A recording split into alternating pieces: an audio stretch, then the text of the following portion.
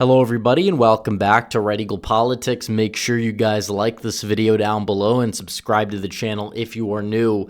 So the House of Representatives is on a knife's edge ahead of the 2026 midterms, and Republicans currently have a narrow majority in the House. They hold a 220 to 215 seat majority. On top of it, you also have the midterms coming up, and the party out of power typically gains seats, and that is kind of a historical trend with few exceptions. However, it does seem as if this year might be shaping up to be a little bit different. We call those midterms on this channel asterisk midterms. You look at a year like 2002, for example, where Republicans were in power, they gained seats. A lot of people will point to 2022 as an underwhelming midterm year for a party out of power, as the Republican Party only gained about 9 seats. And while I wouldn't call that an asterisk midterm, I think that would be along a decent scenario for the Democrats, because the Senate map is not looking good for them.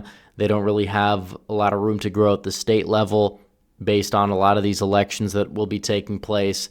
But when it comes down to the House, they are leading the generic ballot in many polls. I think the Atlas Intel poll, a little bit of an outlier. I don't know what's going on with them. Everything Bloomberg buys, whether it's Morning Compost or Atlas Intel, which they've been coordinating with lately, tends to go down the drain. But besides that poll, you have the Democrats leading by 2, 1, 1, 3, 2, and 1. And that's not really impressive when you look at it. And if you want to compare it to like 2018, for example, the first Donald Trump midterm, the Democrats at this stage in the game, because I think that would be the fairest comparison, you would see them leading by 8 to 9 points. So again, they didn't even win by 9 points at the end of the day, even though they had a really good midterm. And on top of it, it's not just the popular vote, it's the individual seats that count.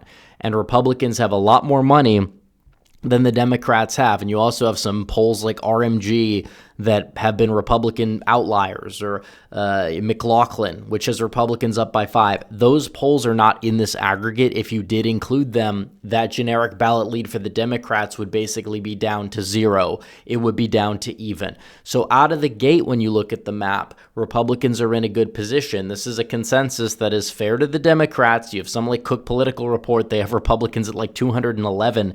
This has them at 208. There's 21 toss-up districts, and Democrats are going to need to go out there, and they're going to need to sweep or at least win a majority of them. Republicans only need 10 of those 21. Democrats, they're going to need 12 of those 21. But it does seem as if there's new evidence that could show that Republicans are in an even better position, because you look at this.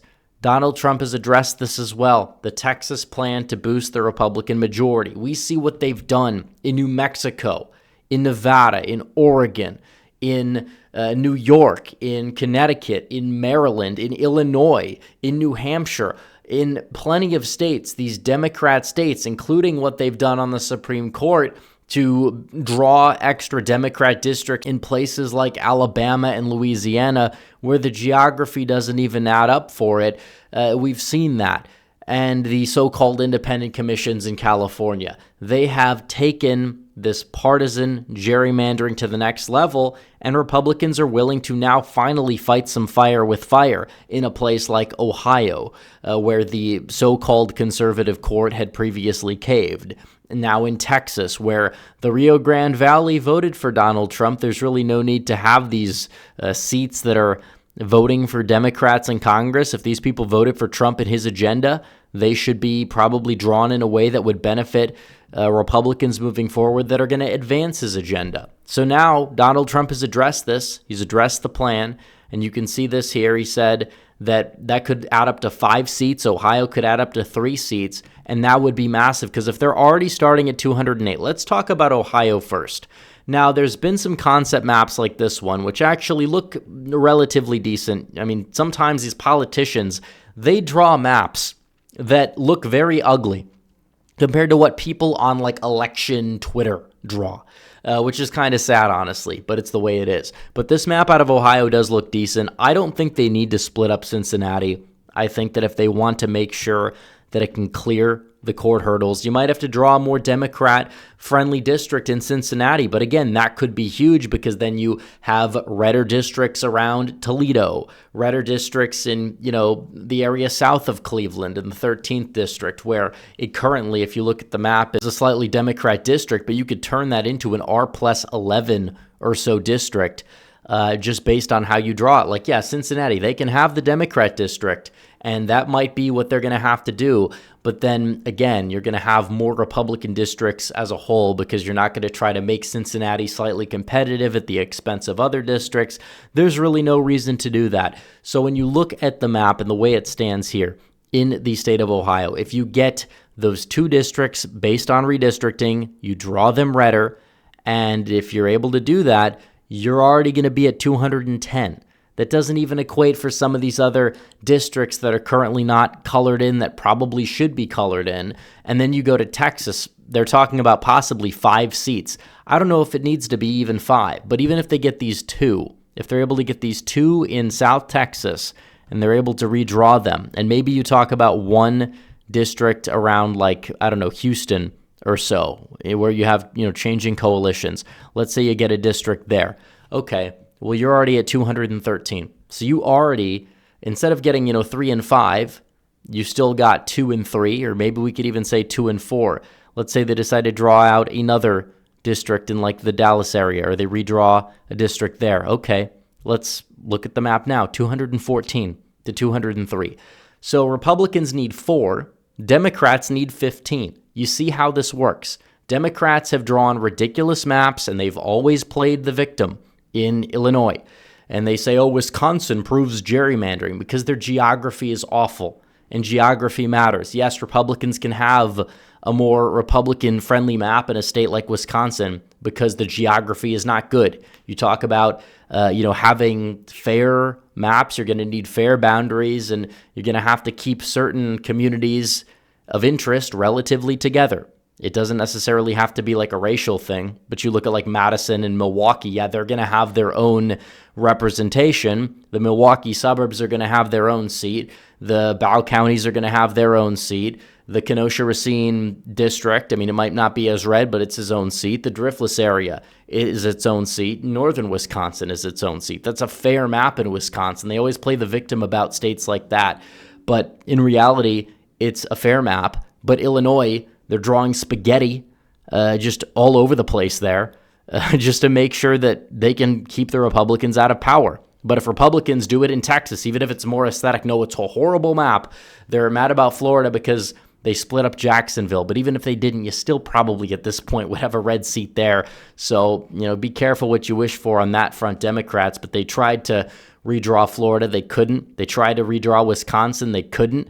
They tried to redraw North Carolina again. They couldn't even do that. So Republicans finally growing a spine that's going to enable them to come close to taking the House. We see some of these maps that, they're a little bit lofty, in my opinion, when it comes down to what they want to do with the whole redistricting thing. This isn't one of those maps. This is the current map, I believe.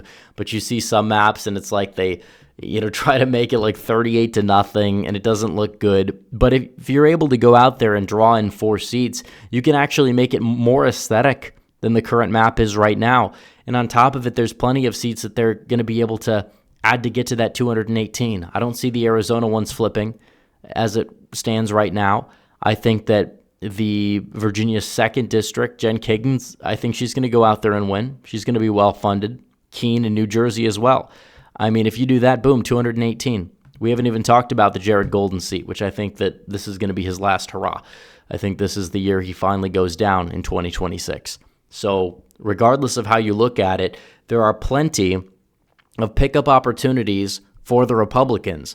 And if you're actually going to see a redrawn Ohio, which I think you will, a redrawn Texas to a certain extent, which I think is very likely, is very plausible, then the Democrats' chances of retaking the House are less than 50%, even if you have the generic ballot. And let's say they have a good year and they end up retaking the House, it's not going to be by much, because even if you have this wave year where they sweep the toss-up districts and maybe get a few of these lean Republican districts, I'm not saying they're going to. I don't believe they will at this point, honestly.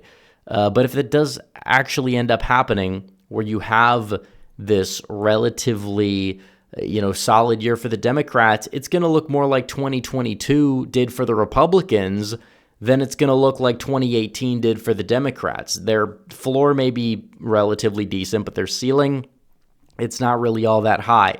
And redistricting has become polarized, and if it becomes even more polarized, it's going to be even worse news for the Democrats, especially as the states that are willing to go out there and redraw their maps. You have Ohio, you have Texas. It's not good news for the Democrats. Republicans' odds of holding the House, probably you're talking about in the 60s or 70s in terms of a percentage range, and that can change.